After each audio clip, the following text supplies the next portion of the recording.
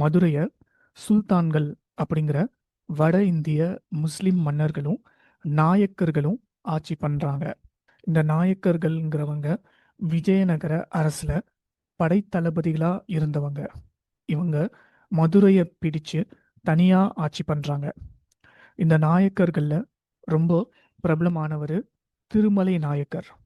இவர் பிரபலமா இருக்கிறதுக்கு காரணம் இவர் மதுரையில கட்டின அழகான அரண்மனைங்க தான்.